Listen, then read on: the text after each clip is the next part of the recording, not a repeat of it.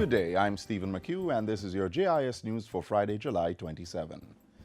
Prime Minister Andrew Holness is promoting the Caribbean as a region of economic opportunity for the 5 nations that comprise the BRICS grouping. BRICS is an acronym for its member states, Brazil, Russia, India, China, and South Africa, where the Prime Minister was attending the group's 2018 summit this week.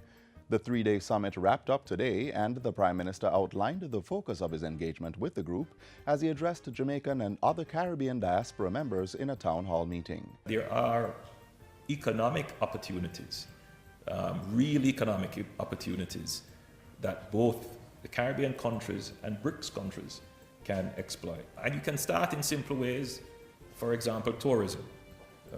The Caribbean has probably one of the world's most advanced tourism products. But we are not at the stage where we could say that we have fully maximized our potential.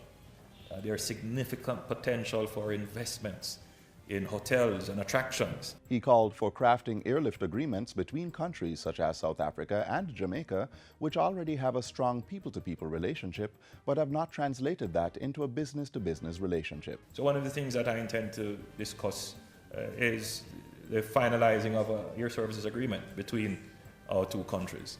And that's practical things that support the economic development. The CARICOM chairman also touted the region's great investment capacity in areas such as agriculture, pharmaceuticals, and other aspects of medicine, including marijuana. Mr. Holness also stressed that there was mutual benefit to be gained from cooperation in the international space on matters that similarly affected the BRICS and CARICOM countries as developing states. He made specific reference to climate change, poverty, economic inequalities, and the challenge of access to international financing.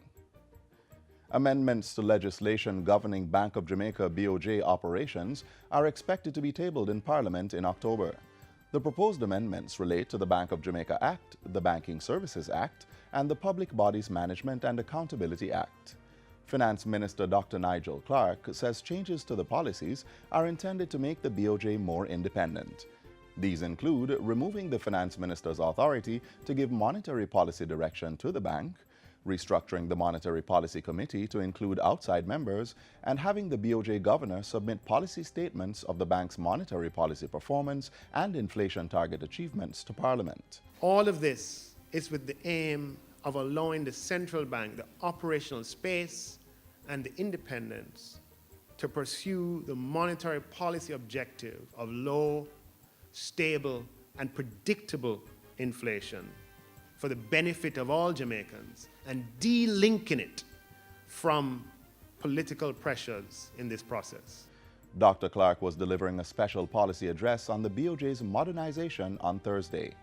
He said other BOJ reforms being proposed include long-term tenure of board members and staggering their appointments so that the entire board cannot be changed in a single political term. This package represents, arguably, one of the most consequential reforms of the last 5 years. More than 1 million cruise passengers have visited the island since the start of the year.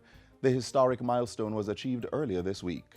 Tourism Minister Edmund Bartlett says this is a continuation of the growth path being witnessed since the start of the year, which comes despite the enhanced security operations in St. James and other parts of the island. Since January, close to 2.5 million tourists have already vacationed in the country, as 1.2 million stopovers have been recorded. Tourism is growing at 5.5% with earnings of 8.5% over 2017. That is a significant performance for any country, especially one as small as Jamaica. Mr. Bartlett announced the latest figures on Wednesday during a tour of heritage attractions in St. Mary. Meanwhile, about 30 persons are to be employed with the recent expansion of the Rio Nuevo Village attraction in St. Mary. On Wednesday, the tourism minister officially opened the upgraded attraction, which now offers river rafting and kayaking. Pointing out that heritage and cultural tourism account for 40% of international tourism, Mr. Bartlett welcomed this expansion to Jamaica's offerings in that area. The strategic direction of my ministry is taking us to transform the sector into a product-focused one. This is the outgrowth of a global movement towards more interactive, experiential tourism. More and more travelers are seeking life experiences through travel. They want to live as locals, engaging with the people of the destination they visit. Rio Nuevo is a Taino site and is said to be one of the locations of the deciding battle between the Spanish and the British to gain possession of Jamaica. The landmark North Coast attraction is a 30-acre multi-dimensional property that houses a museum, bar, grill, beach, and other amenities.